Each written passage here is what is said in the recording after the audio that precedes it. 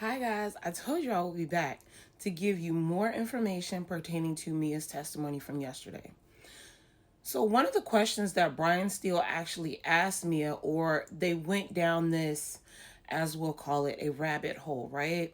They started talking about what school she went to, which was Jane Madison University, how she graduated back in 2005. They even tried to pull up what her GPA was during that time and how Mia ultimately wanted to be in the entertainment industry at that time, right? Which we already heard during her testimony. We also heard about how when she first went to New York after putting her mattress on the top of her vehicle and going, that she actually assisted and dressed people on the red carpet.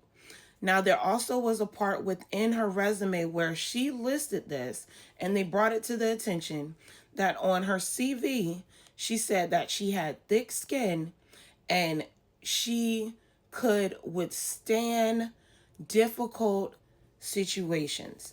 And that's ultimately like what they're saying is, hey, you stated that you could deal with the ordeal that ultimately was presented to you. So, once again, the defense team trying to take a stab at Mia's testimony and ultimately her accounts of what she experienced with Diddy.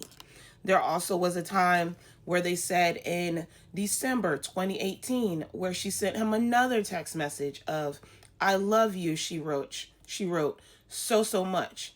And mind you, Mia left from working with Diddy in March of 2017.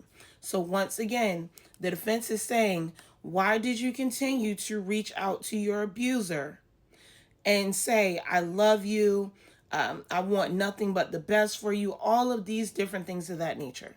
Mia responded back, however, and said, hey, I was reaching out when Andre Harrell passed away. I also reached out when Kim passed away, and also 5 months after Kim passed away, which wasn't actually her date of birth. So her birthday, she's just reaching out and being kind. That is what Mia ultimately went through. Also, the defense asked Mia during her testimony, why does she keep referring everything to it being psychological? Because during numerous responses of Mia's testimony yesterday, she told them that there are a lot of books out there and this is psychological. And they kept asking her, why do you keep saying this? Why do you keep saying that it's psychological? And she says, well, you're going to have to talk to my therapist. Then, of course, there were a lot of objections yesterday and a lot of sidebars. As I was saying before I was rudely interrupted, a lot of the testimony pertaining to, hey, this is psychological. You're going to have to talk to my therapist. And she did reference her therapist multiple different times. And it seems as though the defense was trying to, in some way, shape, or form, I guess, call Mia's therapist in order to release confidential information. Everyone knows that that is patient doctor confidentiality. Like, you're not going to get that information. So they were really reaching with that part. Also,